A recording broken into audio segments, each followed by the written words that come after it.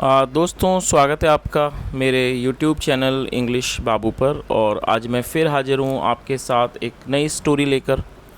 और दोस्तों, आज जो स्टोरी मैं आपके लिए लेकर आया हूँ ये एक शॉर्ट मॉरल स्टोरी है। बहुत ही अच्छी कहानी है, सुनकर आपको बहुत मज़ा आएगा। उसके अलावा इस स्टोरी में आपको कुछ नए इंग्लिश के वर्ड मीनिंग सीखने को मिलेंगे, उनकी करेक्ट प्रोनाउंसिएशन के बारे में पता चलेगा और हमेशा की तरह जो इसका ग्रामर का पार्ट है उसे बिल्कुल डिटेल में कवर करेंगे, तो एक एक स्ट्रक्चर को आप बहुत आसानी से सीख पाएंगे। तो चलिए दोस्तों, आज की इस कहानी को हम शुरू करते हैं और सबसे पहले कहानी का टाइटल देखते हैं। कहानी का टाइटल है आ लंप ऑफ गोल्ड। क्या मतलब हुआ दोस्तों? लंप का मतलब होता है ढेर, ढेर या फिर ढेरी, उसे लंप कहा जाता है। आ लंप ऑफ गोल्ड मतलब कि सोने का ढेर। तो दोस्तों, ये आज की इस कहानी का टाइटल है, शीर्षक है। और अब मैं इसे पढ़ना शुरू करता हूँ। आपसे रिक्वेस्ट है आप इस कहानी को ध्यान से सुने, और यदि आपको कोई नया वर्ड या फिर नया स्ट्रक्चर देखने को मिले तो आप उसे नोट भी ज़रूर करें। तो चलिए इसको शुरू करते हैं। Once upon a time there was a rich village. क्या मतलब हुआ दोस्तों? ये जो हमारा वाक्य है ये सिंपल पास्ट का वाक्य है। सिंपल पास्ट का मतलब होता है जब पास्ट में हम कोई ऐसा वाक्य बनाते हैं जहाँ वॉज या वर का प्रयोग किया जाता है हेल्पिंग वर्ब के रूप में, साथ में नाउन या फिर एडजेक्टिव को लेकर वाक्य बनाया जाता है। इस तरह का जो वाक्य है वो सिंपल पास्ट का वाक्य है। और जब हम कोई भी सिंपल पास्ट या सिंपल प्रेजेंट में वाक्य बनाते हैं तब वहाँ किसी भी तरह की वर्ब का प्रयोग नहीं किया जाता है। तो इस लाइन का क्या अर्थ हुआ?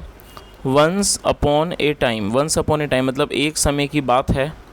There was a rich village मतलब एक अमीर गांव था। The wealthiest of the villagers decided to hide a huge lump of gold to protect it from bandits and robbers. क्या मतलब हुआ? और दोस्तों, ये जो वाक्य है ये पास्ट इंडेफिनिट का अफर्मेटिव वाक्य है जहाँ वर्ब की सेकंड फॉर्म का प्रयोग किया जाता है। और वेल्दीएस्ट एडजेक्टिव है। वेल्दी इसका मतलब होता है सबसे अमीर, सबसे समृद्ध। तो इस लाइन का क्या अर्थ हुआ? The wealthiest of the villagers मतलब जो ग्रामीणों में जो सबसे अमीर था, जो सबसे समृद्ध व्यक्ति था। डिसाइडेड उसने फैसला किया। टू हाइड छुपाने का। अ ह्यूज लंप ऑफ गोल्ड एक बड़े सोने के ढेर को छुपाने का फैसला किया। टू प्रोटेक्ट इट इसकी सुरक्षा करने के लिए, बचाने के लिए। फ्रॉम बैंडिट्स डाकुओं से, एंड रॉबर्स और लुटेरों से। तो दोस्तों, यहाँ तक आपको कहानी समझ आएगी होगी। जैसा हमने देखा कि एक समय की बात है जब एक बहुत अमीर गांव था और जो उस गांव वालों में जो सबसे अमीर व्यक्ति था उसने फैसला किया कि वो एक बड़े सोने के ढेर को डाकुओं और लुटेरों से बचाने के लिए वो उसको मतलब कि बचाने के लिए छुपाएगा। हाइड मतलब छुपाएगा। चलिए आगे देखिए। इसलिए he buried it in a nearby rice field. क्या मतलब हुआ? और दोस्तों, ये भी पास्ट इंडेफिनिट का अफर्मेटिव वाक्य है। BURY बरी का मतलब होता है किसी चीज़ को दफनाना या फिर गाड़ना, और ये सेकंड फॉर्म है। इसलिए ही बरीड इट। और दोस्तों, ये जो इट है ये उस लंप ऑफ गोल्ड मतलब सोने के ढेर के लिए इस्तेमाल किया गया। ये एक प्रोनाउन है। ही बरीड इट इसलिए उसने उसे गाड़ दिया। In a nearby rice field एक नज़दीकी चावल के खेत में उसने उसे गाड़ दिया। चलिए आगे देखिए। एज टाइम पास्ड मतलब कि जैसे जैसे समय गुजरा। The memory of the wealthy villager began to fade and he forgot about his buried gold. क्या मतलब हुआ दोस्तों? ये बिगिन की सेकंड फॉर्म है। बिगिन मतलब होता है शुरू करना, और ये सेकंड फॉर्म है। तो इस लाइन का क्या अर्थ हुआ? एज टाइम पास्ड मतलब कि जैसे जैसे समय गुजरा। The memory of the wealthy villager जो मेमोरी थी, जो मतलब जो याददाश्त थी, ऑफ द वेल्दी विलेजर उस अमीर ग्रामीण की, अमीर गांव के व्यक्ति की। बिगेन टू फेड वो धुंधली होने लगी। एंड ही फॉरगॉट और वो भूल गया। अबाउट हिज बरीड गोल्ड और वो अपने बरीड गोल्ड मतलब गड़े हुए सोने के बारे में गड़े हुए सोने के बारे में वो भूल गया। चलिए आगे देखिए। Many years later, many years later मतलब कि कई सालों के बाद, the village was no longer rich. Many years later मतलब कि कई सालों के बाद, the village was no longer rich, अब वो जो गांव था वो समृद्ध नहीं था, मतलब वो अब अमीर गांव नहीं था। And the rice field was abandoned and unused, क्या मतलब हुआ दोस्तों? ये जो हमारा वाक्य है यहाँ, ये हमारा पास्ट इंडेफिनिट का पैसिव वॉइस का वाक्य है। जब हम पास्ट इंडेफिनिट में पैसिव वॉइस का वाक्य बनाते हैं तो वहाँ वॉज वर्ब के साथ वर्ब की थर्ड फॉर्म लगाई जाती है। आप इस वर्ड की मीनिंग को नोट कर सकते हैं। अबेंडन का मतलब होता है किसी चीज़ को लावारिस छोड़ देना, और ये थर्ड फॉर्म है, किसी चीज़ को छोड़ देना, वैसे ही उसे अबेंडन कहा जाता है। तो इस लाइन का क्या अर्थ हुआ? And the rice field was abandoned and unused, और वो जो राइस फील्ड थी मतलब जो चावल का खेत था उसे छोड़ दिया गया, लावारिस छोड़ दिया गया, एंड अनयूज्ड, और मतलब कि बिना, अनयूज्ड मतलब उस पर कोई भी काम के बिना उसको छोड़ दिया गया। चलिए आगे देखिए। A poor farmer who had no other place to go decided to plug the field for his living, क्या मतलब हुआ दोस्तों? ये जो हु है ये एक रिलेटिव प्रोनाउन है, और जब हम किसी का रेफरेंस देना चाहते हैं तब इसका प्रयोग किया जाता है। तो इस लाइन का क्या अर्थ हुआ? अ पुअर फार्मर मतलब एक गरीब किसान, who had no other place to go, जिसके पास कोई भी जगह नहीं थी जाने के लिए, no place, who had no other place to go, जिसके पास कोई और स्थान नहीं था जाने के लिए, डिसाइडेड उसने फैसला किया, to plug the field for his living, और लिविंग का मतलब था आजीविका, तो उसने अपनी आजीविका के लिए उस खेत को जोतने का फैसला किया। चलिए आगे देखिए। When he was plugging, it just so happened that his plug struck the long forgotten buried treasure, क्या मतलब हुआ? When he was plugging मतलब जब वह जोत रहा था, जब वो हल जोत रहा था, it just so happened ऐसा हुआ that कि his plug, जो उसका प्लग था मतलब जो उसका हल था, स्ट्रक वो टकराया, द लॉन्ग फॉरगटन बरी ट्रेजर, जो लंबे मतलब कि भूले हुए समय से, लॉन्ग फॉरगटन मतलब एक लंबे भूले हुए जो बरी ट्रेजर था मतलब कि गाड़ा हुआ जो खजाना था, उससे उसका जो हल था वो टकराया। चलिए आगे देखिए। ही थॉट उसने सोचा, it must be a very hard tree root, क्या मतलब हुआ? और दोस्तों रूट मतलब जड़। ही थॉट उसने सोचा, it must be a very hard tree root, उसने सोचा कि ये जरूर कोई पेड़ की कठोर जड़ होगी। बट लेकिन when he uncovered it, uncover का मतलब होता है किसी चीज़ को हटाना देखना, but when he uncovered it, जब लेकिन उसने उसे हटाया, ही सो उसने देखा, दैट की it was a huge lump of shining gold, उसने देखा कि ये एक बहुत बड़ा चमकते हुए सोने का एक ढेर था। चलिए आगे देखिए। Since it was daytime, he was afraid to try and take it with him, क्या मतलब हुआ? Since it was daytime क्योंकि ये दिन का समय था, he was afraid उसे डर था, to try to and take it मतलब उसे प्रयास करने का और उसको ले जाने का अपने साथ, उसे इस चीज़ का डर था, भय था। क्विकली जल्दी ही, he covered it up again जल्दी ही उसने उसे दोबारा से ढक दिया, एंड वेटेड फॉर नाइटफॉल और उसने रात होने का इंतज़ार किया। चलिए आगे देखिए।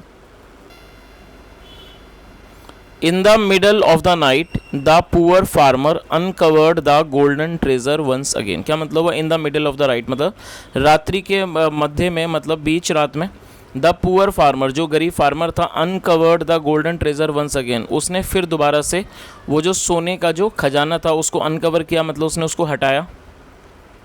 ही ट्राइड टू लिफ्ट इट, और लिफ्ट होता है उठाना, he tried to lift it उसने उसे उठाने की कोशिश की, but it was far too heavy लेकिन ये बहुत ज़्यादा वज़नदार था, मतलब बहुत ज़्यादा भारी था। ही टाइड रोप्स अराउंड इट, और दोस्तों टाई मतलब बांधना, और ये सेकंड फॉर्म, ही टाइड रोप्स उसने रस्सियाँ बांध दी, अराउंड इट उसने उसके आसपास रस्सियाँ बांध दी, and tried to drag it और उसने उसे खींचने की, घसीटने की कोशिश की। और दोस्तों ड्रैग मतलब होता है घसीटना। But it was so huge लेकिन ये बहुत बड़ा था, दैट कि it did not move even an inch, लेकिन वो इतना बड़ा था कि वो it did not move even an inch और वो एक इंच भी नहीं हिला। चलिए आगे देखिए।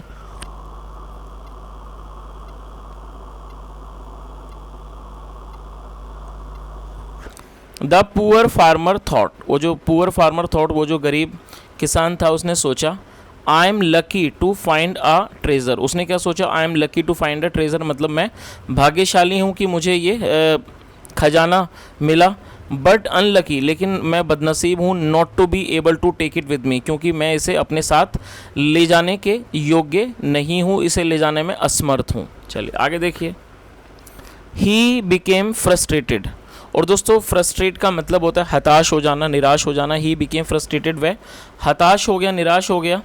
इन हिज फ्रस्ट्रेशन, और अपनी इस हताशा में, he kicked the huge lump of gold, उसने उस बड़े सोने के ढेर को लात मारी। Only to hurt his foot, और उससे क्या हुआ कि जो उसका पैर था, only to hurt his foot, उसमें चोट लग गई। चलिए आगे देखिए। He sat down holding his bruised foot and begin to consider the situation. क्या मतलब हुआ? और दोस्तों ये भी पास्ट इंडेफिनिट का अफर्मेटिव वाक्य है। सिट मतलब बैठना, और ये सेकंड फॉर्म है। ही सैट डाउन, वह नीचे बैठ गया। होल्डिंग पकड़ते हुए, हिज ब्रूज्ड फुट, दोस्तों ब्रूज्ड का एक एडजेक्टिव है जिसका मतलब होता है जैसे खरोंच वगैरह, उसे ब्रूज्ड कहा जाता है। तो क्या मतलब हुआ कि वह नीचे बैठ गया। होल्डिंग इज ब्रूज्ड फुट, अपने खरोंच लगे हुए पैर को पकड़ते हुए। And begin to consider the situation, और वो ये जो स्थिति थी उसको कंसीडर करने लगा, उसके बारे में वो सोचने लगा। चलिए आगे देखिए। After a while, after a while मतलब कि कुछ समय बाद, थोड़ी देर के बाद, ही डिसाइडेड, उसने फैसला किया, दैट कि the only thing to do, मतलब जो सिर्फ एक इकलौती चीज़ है करने के लिए, वो ये है to break the lump of gold, मतलब वो ये है कि टू ब्रेक, तोड़ना, द लंप ऑफ गोल्ड मतलब इस सोने के ढेर को तोड़ना, इनटू स्मॉलर लम्प्स मतलब कि छोटे ढेरों में। तो उस पूरी लाइन का क्या मतलब हुआ कि कुछ समय के बाद उसने फैसला किया कि जो इकलौती जो चीज़ है जो करने के लिए, वो ये है, was to break the lump of gold into smaller lumps, की जो ये जो सोने का जो लंप ऑफ गोल्ड है, मतलब जो सोने का ढेर है, उसको छोटे छोटे टुकड़ों में वो तोड़े। Then it would be easy to carry home one piece at a time. क्या मतलब हुआ? और दोस्तों कैरी का मतलब होता है ढोना, ले जाना। Then it would be easy, उसके बाद ये आसान होगा, टू कैरी होम, इसे घर ले जाना, one piece at a time मतलब एक पीस को, एक टुकड़े को, एट ए टाइम, एक बार में। चलिए आगे देखिए। With a calm mind, he broke the huge lump of gold into 4 smaller lumps। क्या मतलब हुआ? विद ए काम माइंड, और दोस्तों काम एडजेक्टिव है जिसका मतलब होता है शांत। विद ए काम माइंड मतलब एक शांत दिमाग से, he broke the huge lump of gold, उसने उस बड़े सोने के ढेर को तोड़ दिया, और ये ब्रेक की सेकंड फॉर्म में तोड़ दिया, इनटू 4 स्मॉलर लम्प्स मतलब 4 छोटे ढेरों में उसको उसने तोड़ दिया। Which he carried home on 4 separate trips, जिसे वो घर ले गया, घर ढोकर ले गया, ऑन 4 सेपरेट ट्रिप्स, अलग अलग 4 ट्रिप्स में, मतलब अलग अलग 4 चक्करों में, यात्राओं में वो उनको ढोकर ले गया। चलिए आगे देखिए। He sold the lumps of gold in a nearby village for a large sum of money and thereafter the poor farmer lived happily with his family. क्या मतलब हुआ? और दोस्तों ये भी पास्ट इंडेफिनिट का अफर्मेटिव वाक्य है। जैसा आप जानते हैं पास्ट इंडेफिनिट के अंदर जब हम अफर्मेटिव का वाक्य बनाते हैं तो वहाँ सेकंड फॉर्म का प्रयोग किया जाता है। सेल मतलब बेचना, और ये सेकंड फॉर्म है sold. He sold the lumps of gold मतलब उसने सोने के ढेरों को बेच दिया, in a nearby village एक नज़दीकी गाँव में, for a large sum of money मतलब पैसों के एक बड़ी रकम में उसने उन सोने के ढेरों को बेच दिया। एंड देयर आफ्टर और उसके बाद, द पुअर फार्मर जो गरीब किसान था, लिव्ड हैप्पीली वो सुख से मतलब कि सुख से, या कह सकते हैं कि प्रसन्नता से, खुशी से रहने लगा, विद हिज फैमिली अपने परिवार के साथ। चलिए दोस्तों अब इस कहानी का जो ये भी देख लेते हैं क्या मोरल है। वाइजली सेड मतलब इस बात को कहा गया है समझदारी से। Think before you act, think before you act मतलब कि कुछ भी करने से पहले थिंक उसके बारे में सोचो। थिंक बिफोर यू एक्ट मतलब करने से पहले, एक्ट करने से पहले, काम करने से पहले उसके बारे में सोचो। तो दोस्तों ये आज की एक छोटी सी कहानी थी और मैं उम्मीद करता हूँ कहानी आपको अच्छी लगी होगी। And if you really like this story and you want to appreciate my work, then please like this video and subscribe the channel and press the bell icon so that you can keep getting the notifications of the new videos. Thank you so much for listening. Have a nice day and bye.